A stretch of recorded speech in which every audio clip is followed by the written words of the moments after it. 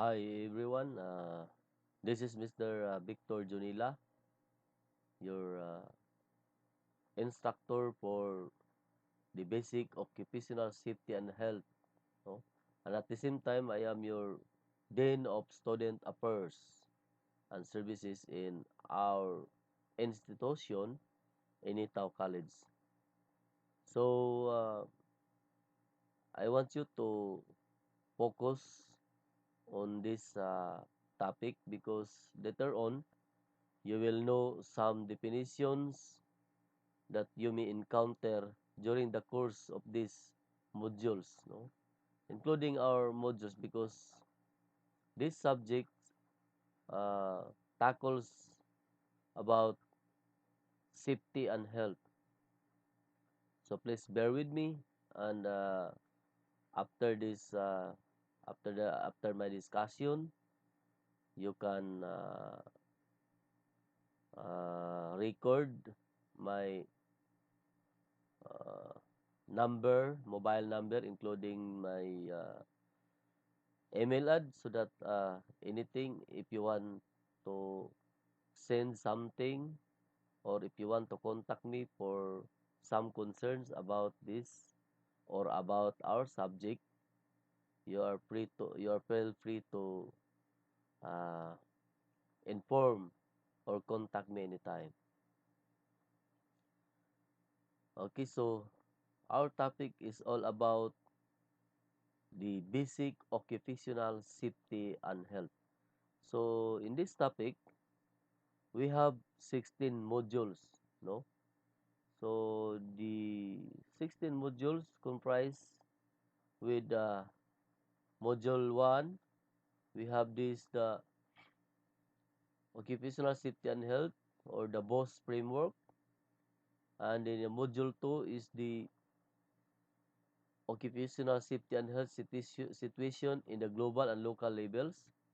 So module 3 we have unsafe and unhealthy acts and conditions.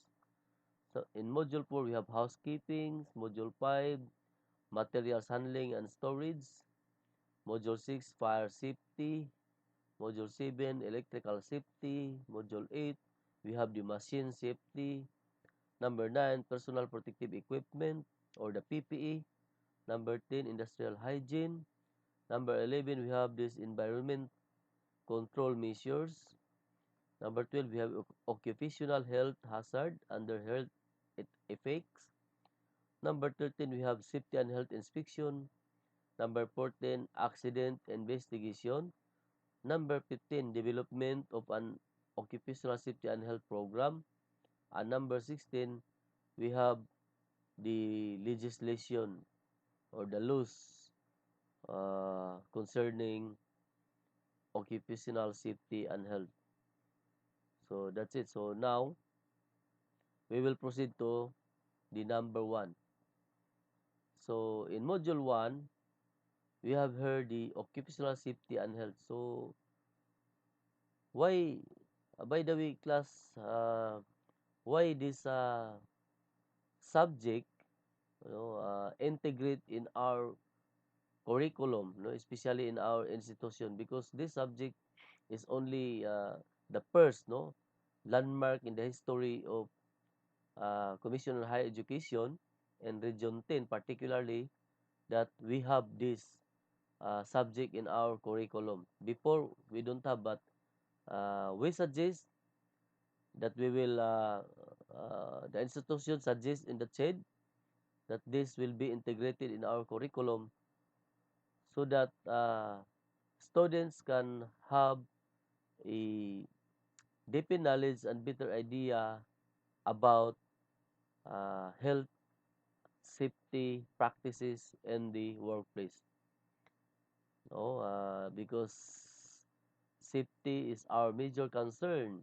So from the very beginning of our age until we reach the maturity, and then we are in the field of industry, so uh, uh, we always find safety, no, in our personal, no, even in our environment. So that is why this subject is very much important for us. So, what is occupational safety and health? Occupational safety and health is a discipline with a broad scope involving three major fields. So we have this, the occupational safety, occupational health, and industrial hygiene. So later on, you will know what is the difference between occupational safety, occupational health, and industrial hygiene.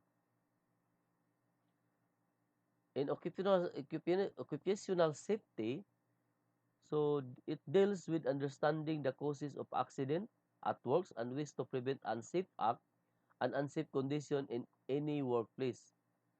So meaning it involves understanding, study about the causes of the accident, in a workplace, and also amends on how to prevent, and determine also what are those unsafe act and practices and unsafe condition in our workplace. So accordingly, safety at work discusses concept on good housekeeping. So this is it, no? Housekeeping, proper materials handling, and storage. We have also machine safety, electrical safety, fire prevention and control, and then safety inspection and accident investigation. All of this, as I mentioned earlier, will be tackled in our whole course of discussion on this semester.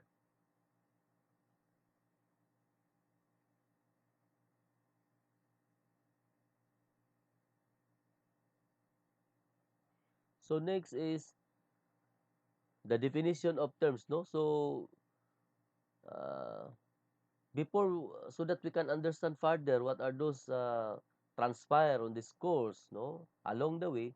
So we need to define, or we need to understand all the definition that the terms that may encounter during this during our discussion. So just like safety, no, the word safety.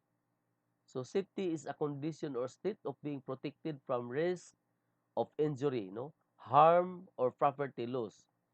It is the word derives from the Latin word salvos, that means safe, unharmed, and unhealthy. So meaning, if we say safe, it means we are healthy, we are unharmed, and we are free from risk of injury. So if you feel free from all of those danger, if you are healthy, if you are unharmed, then we can say that you are safe at that moment. So another definition is, it is the control of accident or accident loss.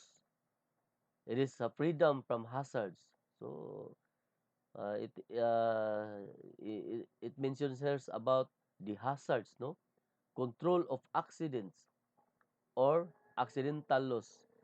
Because if we encounter accident, so maybe we will fall into uh, loss of life, no, damage of property or whatsoever. So that's it, no. So that is the meaning of safety class. Okay. So we're talking also about hazard. So hazard definition is a source or situation with a potential to cause harm in terms of injury, ill health, damage to property, damage to the environment, or combination of this. So when we talk about hazard, no, anything that has potential to cause harm, that is what we call hazard. So anything, no, it can be a physical, it can be environmental, it can be biological, ergonomics, or whatsoever, as long as it can cause, no, it can cause harm for ourselves or for our property, then that is it will consider as a hazard. So how about the risk? So we are always mentioning the risk, the hazard. So what is risk all about? No. So it is a combination of the likelihood of an occurrence of a hazardous event with a specified period or in specified circumstances and the severity of injury or damage to the health of people, property, environment, or any combination of this caused by the event. So meaning it is a probability of chances, no, occurrence of a hazards event. It is an event, no, uh, combination of a likelihood, somewhat like uh, uh, an event that is oc- occurred, and then if ever this event happen, it causes damage to our health, no, damage to the health of people, or it injures uh, people or any person, or catastrophe, no, or death, even death, like that, and then even in our environment, or a combination of any other. So it is a probability, no, a combination of likelihood and an occurrence, somewhat like likelihood, meaning uh, a chances, no, chances in the occurrence of a hazardous event. Just like for example, uh, there is an occurrence of a fire, no, there is a fire, there is a what we call an earthquake, no, there is what we call a floods, there is what we call a uh, you know uh, uh, traffic accident. So somewhat like that. So the risk, putting yourself into a state of being uh, harm, no, somewhat like that. Okay. So next we have also definition of accident, no. Accident is an undesired event that may or may not result in harm to people, damage to property, or loss to process. It is usually a contact with a source of energy above the threshold limit of the body of structure. So that is the meaning of accident. No, hindi natin sinasadya yan. Bigla-bigla na lang nangyayari mga ganyan. Tapos it's beyond the limit of our physical structure, no. Some especially if we contact like machines. For example, we are operating a rotating cylinder, no, grinder, or in the office we are uh, using our computers, but due to some negligence, no, uh, we electrocuted, no, like that, because of the uh, short circuits. Okay, so like that, no, accident. So another is incident, no, it is an undesired event, so which under slightly different circumstances could have resulted in harm to people, damage to property, or loss to process. So could have resulted, no, hindi sinasadya ng mga pangyayari na nakakapagdulot ng mga kasamaan, no, sa ating mga tao or sa ating mga ari-arian. So ganyan, no, it's but an undesired event which could or does result in a loss. So which could or does result in a loss. Hindi natin sinasadya, no, undesired event, mga pangyayari hindi natin sinasadya na nakakapagdudulot ng ah, ah, no, harm or ah, masama sa ating mga tao o sa ating kapaligiran o sa ating environment, gano'n.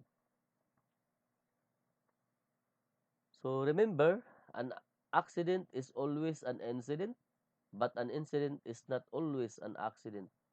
Because there is a time that, just like for example, if you uh, meet a friends, no, without by chance, no, by chance you meet a friend by chance, that is an incident, but it's not resulted to loss of life or property, or damage the environment. So like that, but accident, it always fall into an incident that it could somehow damage to property or loss of life, or even a catastrophe. Catastrophe means death also. How about near miss? So when we're talking about near miss, it is an unwanted event that had the potential to cause harm, but in fact did not do so, or an incident that does not resulted in injury or loss. So ito ang pangyayari, no, ang near miss ay isang pangyayari na hindi rin sinasadya, na maari sana makapagdulot sa atin ng kasamaan or sa ating kapaligiran, pero hindi nangyari. So, hindi nangyari. So, just like for example, if we are walking in our workplace, and then we are stripped by some materials, no, that's obstruct in our way, or we we are slip, no, because there is a water in the ground, and then but we are not fall, no, into the ground, and we did not suffer any injury or something. So that is an example of near miss, no, yung tinatawag na muntikan ako natamaan, muntikan na akong madisgrasya, pero buti na lang sa awa ng Diyos ay hindi nangyari. Parang gano'n, no, near miss. So, importante ito, maraming mga near miss na nangyari sa ating buhay. So, this near miss, every accident and near miss are incident also. No, accident and near miss are also incident. So, like that. At least we know the definition of this terminology, because every now and then we will encounter this in our modules. How about occupational safety? What is this all about? Occupational safety, it deals with understanding the causes of accident at work and ways to prevent unsafe act and unsafe condition in any workplace. So, as we discussed this earlier, so I reiterate, it is to prevent unsafe act, ito, and unsafe conditions in any workplace. So ito po ay mga kagagawan, no?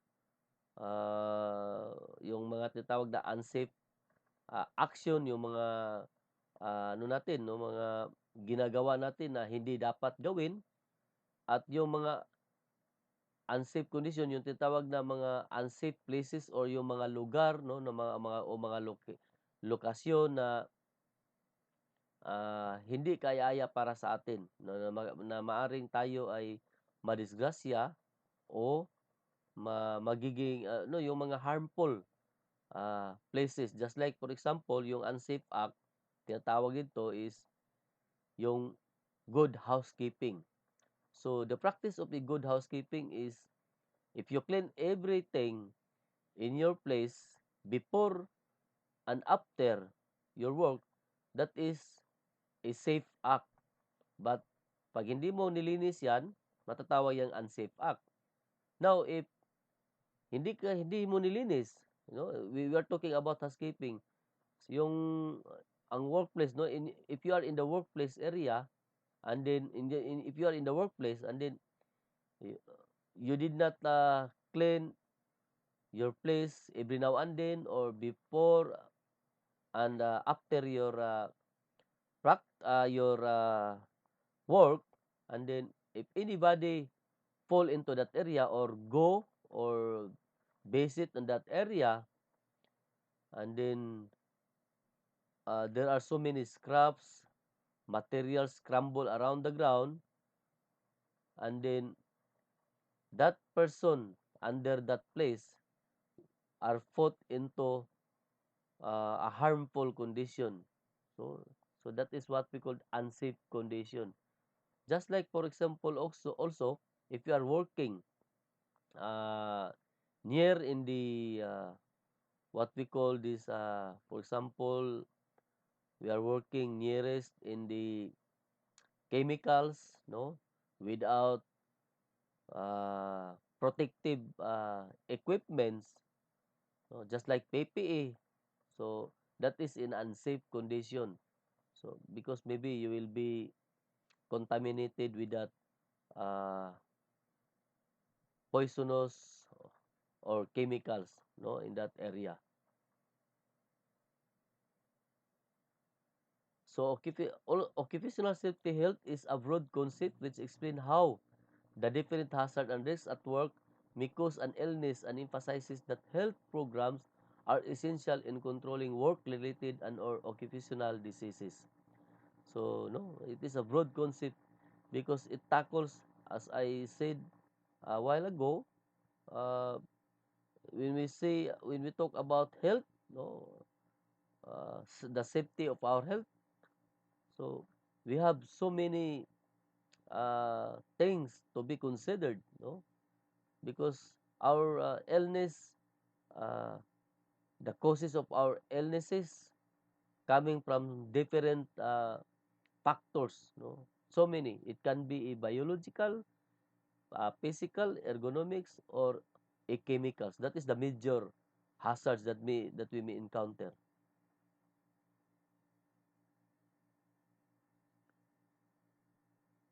So how about the industrial hygiene?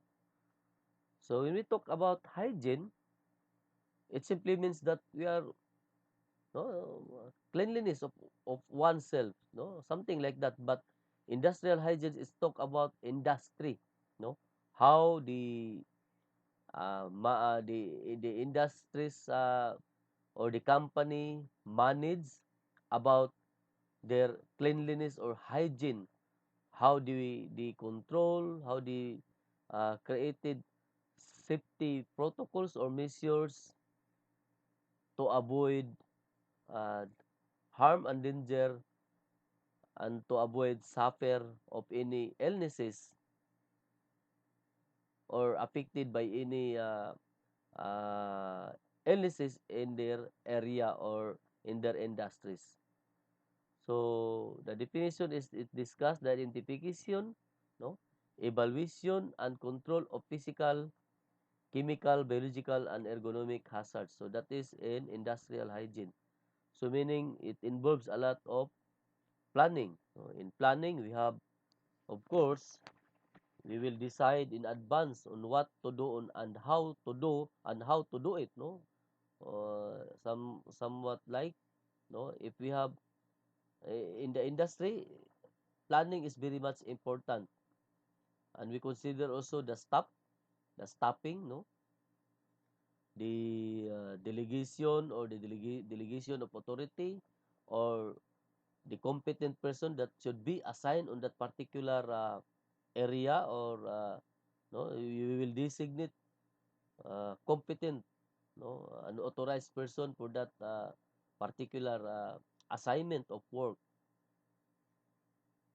So and there is also a coordination between the top management down to the bottom, in order that uh, everything or everyone knows on how to implement the uh, safety measures to avoid those hazard or risks coming from physical, chemical, biological, and ergonomic hazards.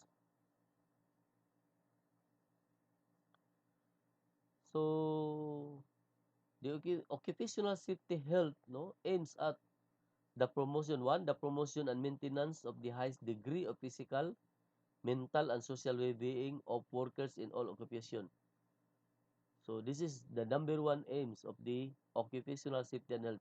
Because if we are working in any places, industry or mall, somewhat like that, no.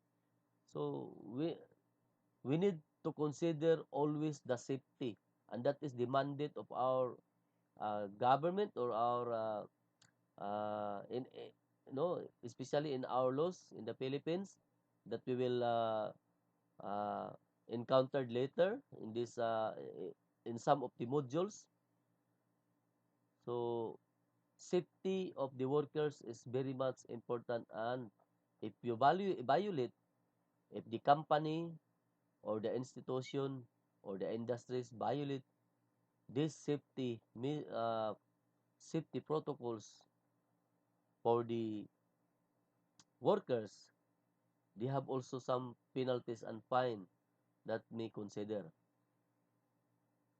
Second is the prevention of adverse health effect of the working condition. No, prevention. So that is the aim.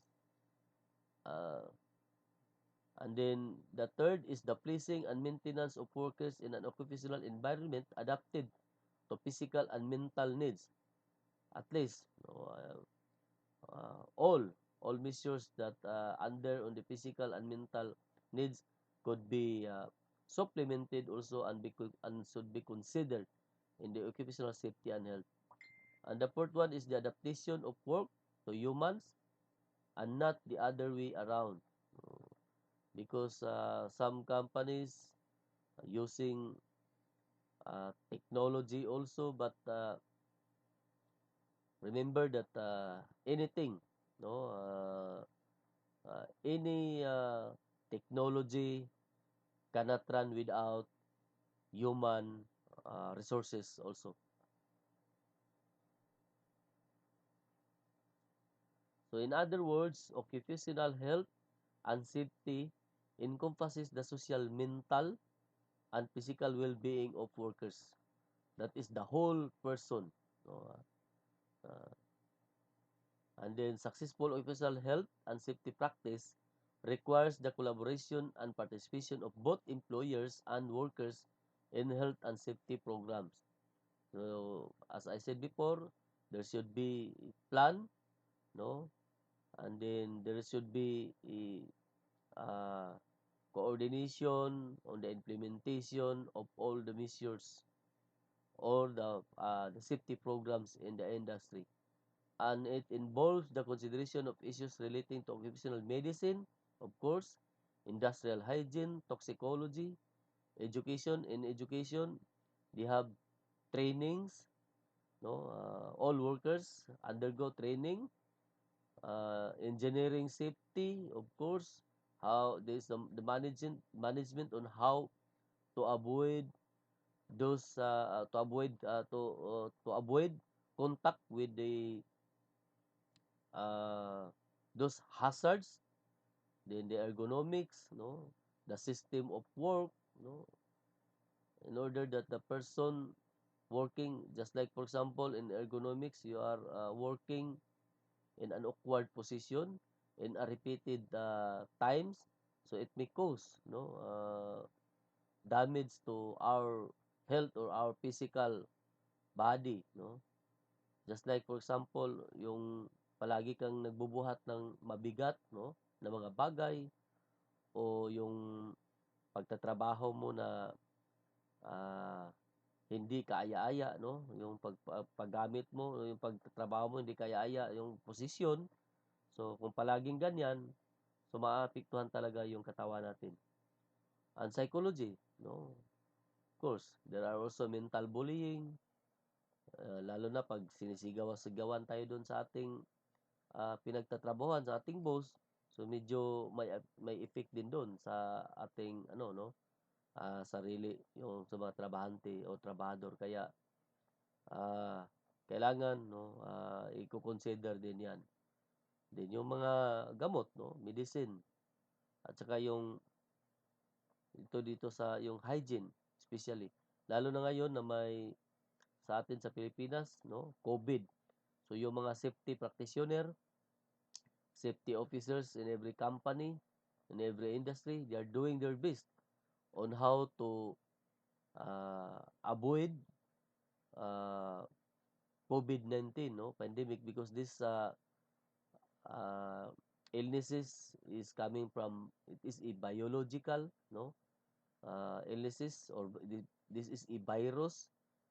So they are adapting measures, advisory from in the Philippines. We have this the IETF, we have the advisory of our DOH, we have the advisory in the school, we have also advisory from the DepEd, and in the higher institution, the Commission on Higher Education, the CHED, and also in our local community, municipality, barangay. So they are doing their best in order to in order to avoid or to uh, keep away from this virus, no? So yan yung ano natin ngayon, yan yung pinaka sentro ng ating uh, safety ngayon, no? Na i-consider natin. So yan, kasali yan dito sa ating discussion. So thank you so much for all of your listening. I hope that mayroon kayong natutunan, and then by the next time in the second module, after I gave a assessment on this discussion, so we will proceed to another module by next week, and hopefully everybody also could be able to see and watch these videos in order for you to uh, understand our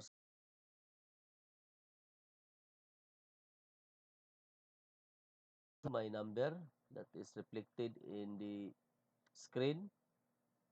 Okay, and you can also email, no, in my email ad. If I require you to submit, it's either in my email, no, in a Google. If I give you a link to at least visit that link and answer those questions, then submit it to my email. Then just do that. Every now and then I will post for some announcement, and then please keep in touch always in our group, because sometimes I will do also live classes or live streaming classes, or sometimes I will make a virtual